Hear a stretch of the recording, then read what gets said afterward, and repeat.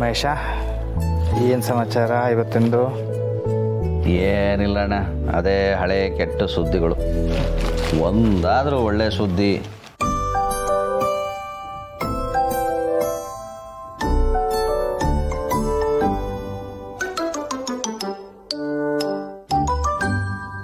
ಏನಾಯ್ತು ಮಹೇಶ? ಒಳ್ಳೆ ಸುದ್ದಿ ಓದ್ತಾ ಇದ್ದೀನಣ್ಣ. ಓದ್ತಾ ಇದೆಯಾ? ಒಳ್ಳೆ ಸುದ್ದಿ ಇದ್ರೆ ಪೇಪರ್ ತಾನೇ ಓದಬೇಕು. ನನ್ನನ್ನು ನೋಡ್ಕೊಂಡು ಏನು ಓದ್ತಾ ಇದೆಯಾ? ಹ್ಞೂ ಅಣ್ಣ, ಒಳ್ಳೆ ಸುದ್ದಿ ಇವತ್ತು ನಿನ್ನ ಕುತ್ತಿಗೆ ಮೇಲೆ ಬರೆದಿದೆ. ಇದುವರೆಗೂ ಹಣೆಗೆ ಹೆಂಗಸರು ಬೊಟ್ಟಿಟ್ಕೊಳ್ಳೋದನ್ನ ನೋಡಿದ್ದೆ, ಆದರೆ ಗಂಡಸರು ಕುತ್ತಿಗೆ ಮೇಲೆ ಬೊಟ್ಟಿಟ್ಕೊಳ್ಳೋದನ್ನ ಇವತ್ತೇ ನೋಡ್ತಿರೋದು. ಇರ್ಲಿ ಬಿಡೋಣ, ಚೆನ್ನಾಗೇ ಕಾಣ್ತಿದೆ ಅದಲ್ಲಿ. ಬೊಟ್ಟು ಇಲ್ಲಿಗೆ ಅಣ್ಣ, ಅದು ಹೇಗಾದ್ರೂ ಬಂದಿರಲಿ, ಅದು ನಡ್ಕೊಂಡಾರು ಬಂದಿರಲಿ, ಓಡ್ಕೊಂಡಾರು ಬಂದಿರಲಿ, ಹಾರ್ಕೊಂಡಾರು ಬಂದಿರಲಿ, ಹಣೆಯಿಂದ ಆ ಬೊಟ್ಟು ಇಲ್ಲಿಗೆ ಬರೋದಕ್ಕೆ ಲೈಸೆನ್ಸ್ ಇದೆ ಬಿಡೋಣ. ಬೇಡ, ನೀನು ಪೇಪರ್ ಓದ. ನಾನು ಮಾವ ಟೀ ತಗೊಳ್ಳಿ.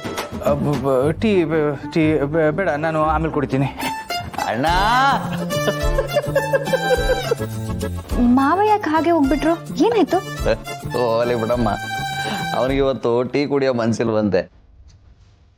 ಅವನಿಗೆ ಇವತ್ತು ಒಟ್ಟು ಅಲ್ಲಲ್ಲ ಒಬ್ಬಟ್ಟು ತಿನ್ನಕ್ಕೆ ಮನ್ಸಾಗಿದೆಯಂತೆ. ಆದರೆ ಸಂಜೆ ಮಾಡಿಕೊಡು. ಬೇಡ ಬಿಡು, ಅದಕ್ಕೇನೆ ಮಾಡ್ಕೊಡ್ತಾರೆ. ಮಾವ ನೀವೇನು ಹೇಳ್ತಿದ್ರು ನನಗಂತೂ ಒಂದು ಅರ್ಥ ಆಗ್ತಿಲ್ಲ. ಮಾವನು ಟೀ ಕುಡಿದೆ ಹಾಗೆ ಹೋದ್ರು, ಅಲ್ಲಿ ಅಮ್ಮನೂ ಟೀ ಕುಡಿಲಿಲ್ಲ. ಅಷ್ಟಾದರೂ ನಿನಗೆ ಅರ್ಥ ಆಗ್ಲಿಲ್ವಲ್ಲ. ಇವತ್ತು ನೀನು ಮಾಡಿರೋ ಟೀನಲ್ಲಿ ಸಕ್ಕರೆ ಕಮ್ಮಿ ಇದೆ. ಕುಡು ಪರವಾಗಿಲ್ಲ, ನನಗೆ ಸಪ್ಪೆ ಟೀ ಕುಡಿದು ಅಭ್ಯಾಸ ಇದೆ.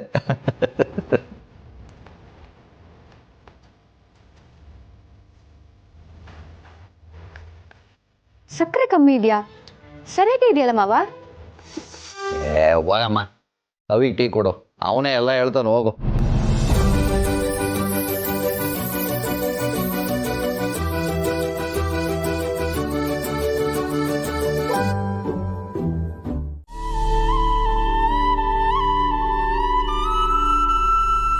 ಅದಕ್ಕೆ ಅಣ್ಣನಿಗೆ ಬೊಟ್ಟು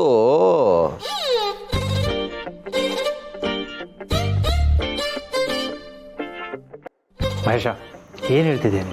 ಏನಣ್ಣ, ಒಬ್ಬಟ್ಟು ಇಷ್ಟ ಅಂದ್ಯಲ್ಲ, ಅದನ್ನೇ ಹೇಳ್ತಿದ್ದೀನಿ. ಅದಕ್ಕೆ ಅಣ್ಣನಿಗೆ ಒಬ್ಬಟ್ಟು ಇಷ್ಟ ಅಂತೆ, ತಿನ್ಬೇಕು ಅನ್ನಿಸ್ತಿದೆಯಂತೆ. ಅದಕ್ಕೆ ಸಂಜೆ ಮಾಡಿಕೊಟ್ಬಿಡಿ. ಅದಕ್ಕೆ ಮಾಧವ್ ಅವರೇ, ನಿಮ್ಗೆ ಒಬ್ಬಟ್ಟು ಇಷ್ಟನಾ?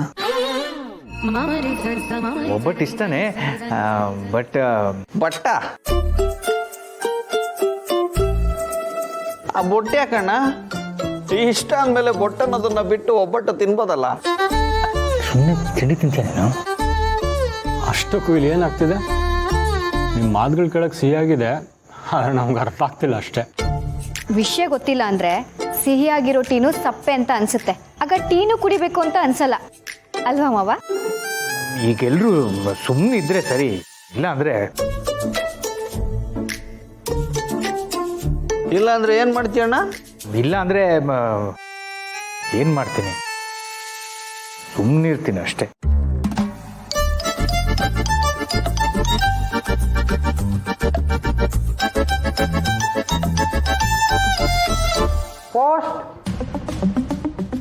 ನೀವೆಲ್ಲ ತಿಂತೀರಿ, ನಾನು ಹೋಗಿ ನೋಡ್ತೀನಿ.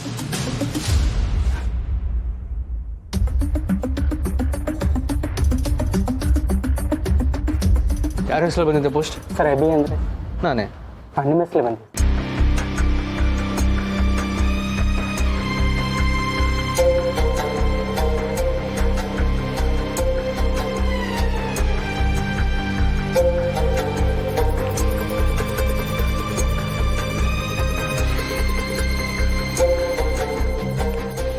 ಅಭಿ, ಎಲ್ಲಿ ಪೋಸ್ಟ್ ಅದು? ದೇವಸ್ಥಾನ ಟ್ರಸ್ಟಿಂದ ಬಂದಿದ್ದೆ.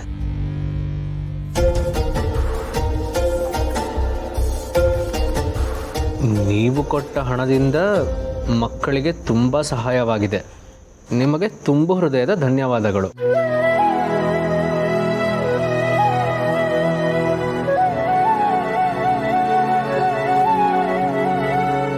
ಇದೇನಿದು?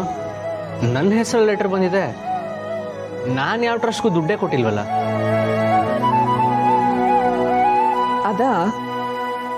ಅದನ್ನ ನಾನೇ ಕೊಟ್ಟಿದ್ದು ಅಭಿ.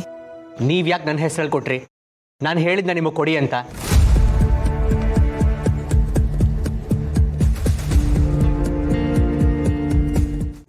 ಅಭಿ, ಅದು ನೀವೆಲ್ಲರೂ ಕಷ್ಟಪಟ್ಟು ದುಡ್ದಿರೋ ಹಣ. ಅದನ್ನ ನಿಮ್ಮ ಹೆಸರಲ್ಲಿ ತಾನೇ ಕೊಡಬೇಕು. ಅದು ಅಲ್ಲದೆ ಅಂಥ ಕಾರ್ಯಗಳನ್ನ ನಿಮ್ಗಳ ಹೆಸರಲ್ಲೇ ಮಾಡಬೇಕು ಅನ್ನೋದೇ ನನ್ನ ಆಸೆ ಆಗಿತ್ತು. ಅದಕ್ಕೆ ಮಾಡಿದೆ.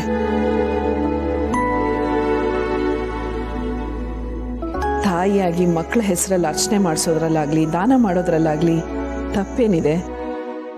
ನೋಡಿ, ನಾನು ನಿಮಗೆ ಮೊನ್ನೆನೇ ಹೇಳಿದ್ದೀನಿ, ನೀವು ಏನೇ ಮಾಡಿದ್ರು ನಾನು ನಿಮ್ಮನ್ನ ಅಮ್ಮ ಅಂತ ಒಪ್ಕೊಳ್ಳಲ್ಲ.